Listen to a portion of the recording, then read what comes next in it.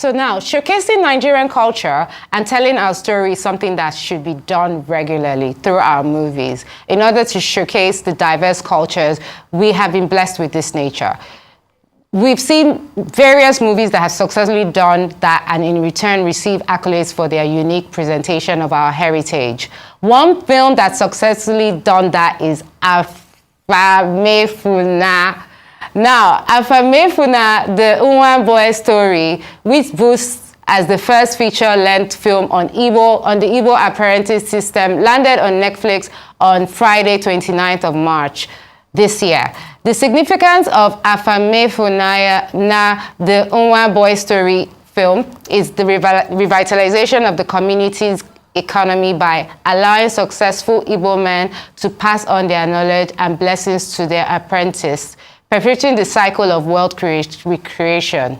Undoubtedly, the movie stands as a statement to the rich cultural tapestry of the Igbo community, woven into the intriguing plots of entrepreneurship and the quest for economic rejuvenation through lens of love, betrayal, and redemption.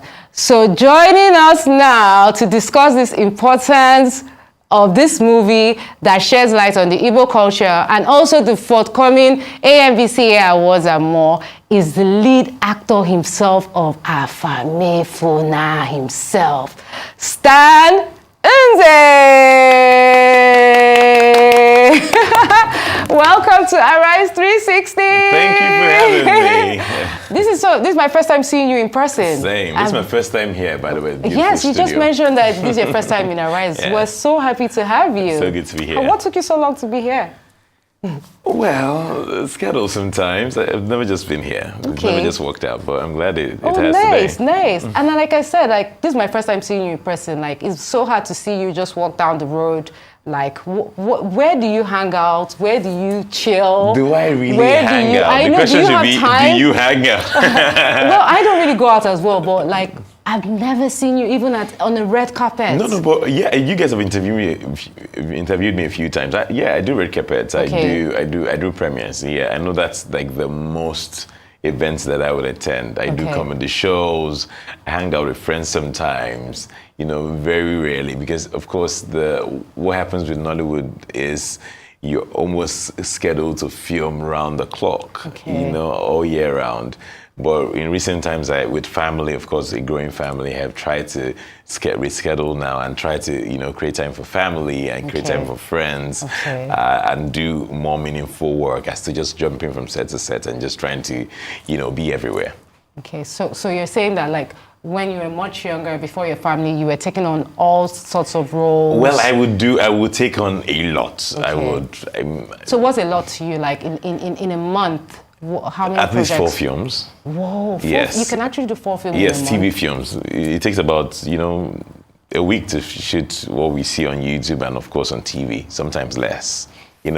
When you're shooting big screen, when it's for cinemas and for streamers, it takes way more than that. Sometimes the whole month, sometimes 2, depending on the schedule of the production. So yes. Okay, so now you're saying you're rejecting them now. Not that I'm rejecting, I'm just scared. Netflix No, I'm still doing everything. I mean, my wife and I have a YouTube channel, on our own YouTube channel. We still make films for YouTube and all, but I'm not just going to be doing everything. I'm just scheduling and just creating more time for family. So it means that I'm not going to be available all the time. Okay, that's okay. That's fine.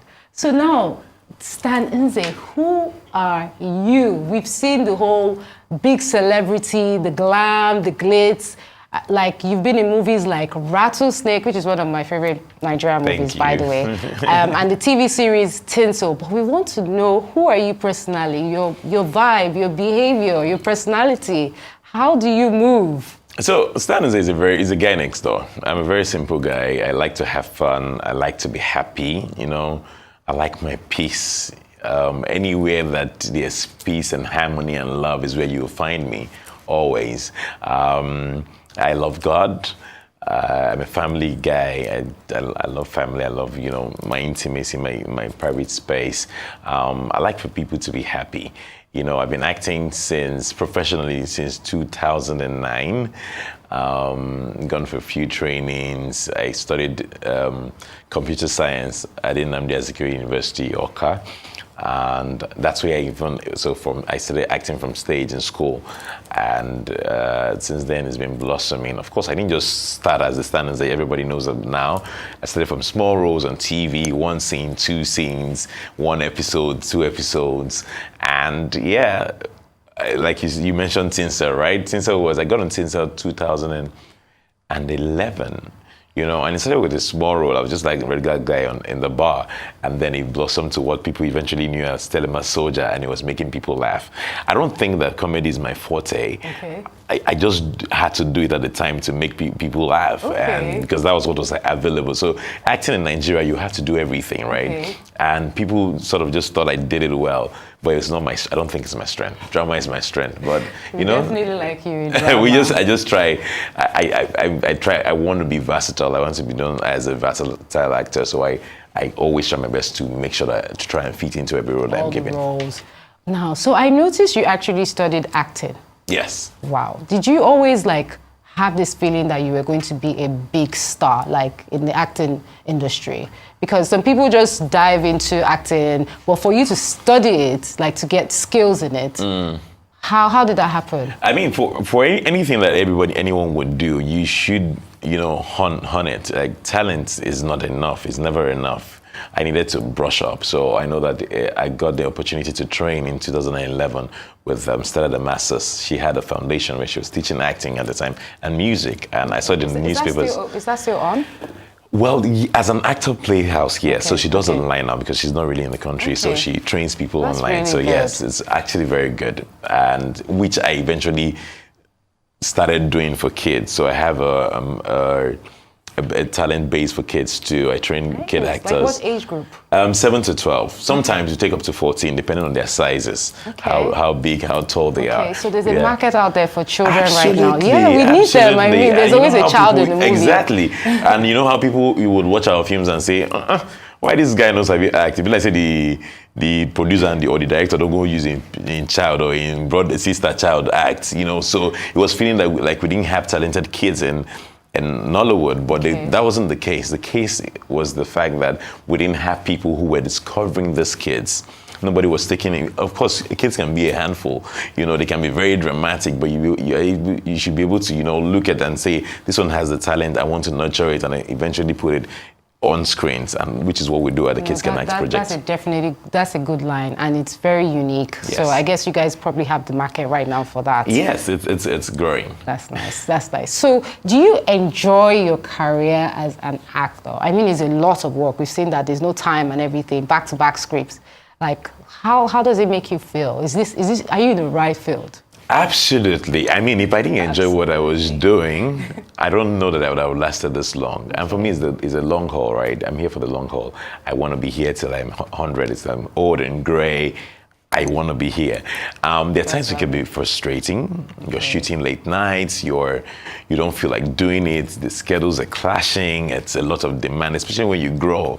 I feel like there's a lot of demand on my life right now. Sometimes I was driving here and I was like, do I have to? I didn't want to. So it was that sort of day that I didn't feel like going out. Because you have to think of what to wear, how to appear, you always have to impress, if people want to take pictures. And sometimes you really don't feel like it. The AMVC is on the way. It's this weekend. I'm not sure of my wardrobe yet. I have 3 outfits. I have 3 outfits. I'm not even sure what to wear yet. We have to talk about the outfits. This morning I was in my prayer place. I said, God, I'm overwhelmed. And he said, just breathe. Just breathe. Just breathe. It can't be so hard, right? No, it can't be. So, yeah, sometimes when it gets like that, I just want to take a time off and just say, you know what, it's enough. Enough of all the noise. Can I just be? Yeah. Because, I mean, there's a lot of demand on your life, and people just want you to be a certain way. People are demanding so much from you. They want you to be always camera friendly. They want you to never have a bad day. Every picture has to be edited and be perfect. You know, picture perfect, right? But we're human beings, and we go through a lot. We have 100%. Tough days as well. There are times you don't want to see people. There are times you just want to be with your child and just be at home. There are times you just want to come home and cry. I'm exhausted. I just want to breathe. You know. So I believe that there's also that place of retrospect where people need to take it all in and learn to breathe. You know. Yes, please. And it's good for your mental health, because after a while, it may just start affecting you. Absolutely. And you can start acting out and you won't even know why. Exactly. But I feel you need to take time out, like because even the characters of your role, after acting maybe some evil guy, you now go and act something. It's like, how do you just switch back? So that's something I feel. Do you still have the person's feelings from your first character to the next character? Then what of your personality? You know African magic, right? We do a lot of magic. African magic. What we do is magic. I've had times where I got characters that I didn't know how to play them. Okay. And I know there's this one that's so powerful. It's called Emela, and this character lost his mother when he was young. He was raised by his father, and on the day he finished his NYC, he got a job from the camp from NYC, and now he's back home to celebrate. And he gets to the house, and his father has been electrocuted. His father that paid the price for him to go to school, and he was shattered. And I remember that I came from another set that morning because the film I was doing didn't finish. So I came from that set to this set, and I got to the set and I was clueless. How do I do this? I've never lost a father, never lost my mother. My grandparents are late, and they were gray and old. So for me, I don't know that I would draw strength. You know how people say, remember something that's happened to you? None of these had happened. You couldn't relate at all. And it was John Njama directing, and I know I said to John Njama, please, can we start from... They sent me the first scene, and it was a heavy scene. After I saw him, I think we shot one scene, and the second scene was after I saw him in the bathroom. I said, this is like the heaviest scene in the film. Why are we starting from here? And he was like, Stan, where should we start? Because the film is heavy from beginning to end. You have to get into it now or never.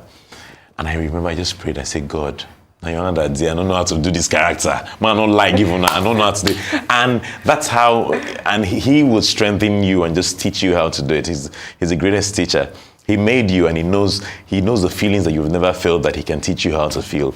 And that's how I perform most of the times. I love your faith. I love it. That's nice. Thank you. So you were able to transform into the character. Oh, you need to watch it. Emela, it's on TV. Oh, it's online as well. I'll check it out. Just check it out. Check it out. I think it's one of the most powerful characters I have I'll definitely done. Check it out. I have to check it out. So now let's talk about past. In 2021, you were named the highest grossing actor in Hollywood. That's in Nollywood. In Nollywood. We're getting there. Oh my God. Nollywood. That's great news. Well, can we discuss on the Nollywood industry and find out like young kids want to come on board now, those kids that you're training, does it really amount to that lifestyle? Like when they say you earn the most in Nollywood, what does that mean? So when they do the highest grossing list, right? Okay. I believe you're talking about the Film One list. It's usually from the highest grossing films. Okay. It doesn't necessarily mean that you're the actor with the most money. Okay. So if you have films that grossed highly in box office, so you're considered, highest grossing or one of the highest grossing actors for that year. However, the actors who have money, I mean, the industry pays. It's growing It's just now. that it's growing. It's just that you have to probably work so much because producers will always come and say, "Oh, there's not a lot of money. You know that the streamers are not paying us as such." That's why actors. I wish I could do just one film in the year and I say I'm done. Okay. But by the time your bill is knocking on your door like this, you're looking at the lights bill. You're looking at, of course, electricity bill. You're looking at, housing. A lot that you need to do. And the lifestyle, you have to appear, you have to keep on, you have to pay your stylist, you have to pay for 100%. Hair, you have to, the lifestyle is expensive, but I always to try to create a balance. Okay. I mean, you don't have to be everywhere. You don't have to do it all. Okay. You know, invest, do the things that are necessary, take time out. You know, you'd have to do. You don't have to prove any point to anybody. Definitely. You know, so you need to be validated by your own self and not be dependent on validation from other people and social media. Otherwise, you'll be working under so much pressure. Okay. Thank you for that. Good advice. So now we want to talk about your latest project, Afamefuna. I don't know why I can't pronounce that. Afamefuna. Afamefuna. May my name never be forgotten. So that's what it means. That's what it means. Afamefuna. Yes, that's it. Okay, nice. So you were the main character of the movie. You had the leading role. It trended at #1 for weeks on Netflix. About a month. Like yeah. I kept on seeing it. I didn't watch it. It was still there. I was like, okay, let me just watch it. Let me just watch it. Yeah. I mean, when it started, I was like, oh my God, this is actually nice. I'm so happy I watched it. So, what did this project mean to you? Was it a true life story? How did you just fit in? Because let me tell you something. You played the role to the T. Thank you. It was brilliant. Thank you. So I'm a very cultural person. I like anything that borders on culture and tradition. I mean, you cannot be more white than the white man. I mean, there's not so much you can do with the white story or the white man's story. So I'm so grateful for this time in the industry where people are telling indigenous stories, whether it's Yoruba, Hausa, or Igbo, or whatever language it is. So I was called to do a proof of concept for this. We shot it last year, by the way. Okay. But I think a year or two before that, I think about a bit over a year, I was called to do a proof of concept by some people. I said, okay, why not? Yeah, we did that. And after a long while, I didn't hear from them. I'm like, okay, maybe they'll never make the movie. And eventually, they called and I read the script and I thought it was one of the most powerful scripts I've read from the industry. Nice. It was not just about the fact that it had the Igbo apprenticeship system engraved in it. It was a beautiful love story. And with this material, I knew we were going to reach the world. People are going to know for a fact what the Igbo people are, what the Nigerian spirit is, because the Igbo apprenticeship system is just not about Igbos. It's about the African spirit, the hustle spirit, the Nigerian spirit, the go-getting spirit, the do it regardless of anything or whatever obstacle it might be. And that's what this movie showcases. And little wonder people really identify with it. You know, someone was talking about it, you know, before I came into the studio. She's Yoruba, but she enjoyed it. I get DMs almost every other day saying, this film, I didn't understand what they were saying. I was just reading, but everything was true to the Nigerian spirit. And that's what I'm most grateful to God for. The fact that people could connect. For me, that's the highest award you can get from any material. The fact that people watch and they can relate to it and it feels like it has changed them. They've learned a thing or two. People that are not Igbos are now saying, I want to learn how to speak Igbo. Oh, I want to marry an Igbo man. Oh, love me like an Igbo man would do. You know, so there's so much to sell from this. And I believe that if we Nigerians can connect to it this much, even people in the diaspora, even the white people from other culture, would enjoy it. Yeah, it definitely trended around the world, not just in Nigeria. Absolutely. So people around the world watched it, like all cultures, all tribes. And it's so funny because I learned about the Igbo apprentice system that was highly portrayed in the movie. And to think that, do you think we should adapt and deploy it as a model for wealth creation and reducing poverty across Nigeria? Like, do you think if everyone was doing all those from, you know, you work with me for how many years, then I set you up, and then you become something, you become your own boss, because, I mean, you became your own boss. So I think a lot of people practice it even without saying it's the Igbo apprenticeship system, to be honest. True. Like, I was invited to speak somewhere on Saturday as a P1 group, and they said this is what they adopted. It might not be exactly the same pattern, so they bring people somewhere, they train them and empower them to, you know, go do business. You know, the training period might not have been 5 years or 6 years, but it's the same, you know, system. And I believe that a lot of people are doing it already. So what the movie should do or is doing is that it will encourage a lot of people to take it on, and the people that have stopped it and left it by the side to still pick it up. I had a friend that watched it when it was in the cinema, and he's doing a regular business now, and he said, I feel like going to get Inwa Boys. I feel like after watching the movie, I feel like because my dad did it, but for some reason I'm not doing it. Okay. I feel like that's what I should be doing right now. So that's what the movie has also done, to open people's eyes and throw more light into it, and people are now, yearning to do it and practice it. Nice. And I'm sure it's with time, that's more of that will happen. Oh wow! Okay, so I found out that Afamefuna was nominated for 4 awards for the AMVCA, which will be taking place on Saturday, and you've been nominated for the best lead role. How does this make you feel? And do you think you will win? That's a hard place to be. I don't know. I mean, in 2021, in 2022, you won the Best Actor for Rattlesnake. Yes. I'm sure you kind of felt it. You knew. So, I mean, you never know these things, right? Okay. So in 2020, anything can happen. Yeah. In 2022, it was a voting category. Okay. So you were allowed to put in the work and just campaign for votes and, just go to the streets and ask people to vote for you. Okay. But this year, that has changed. It's now a jury category. So the jury decides who is best actor.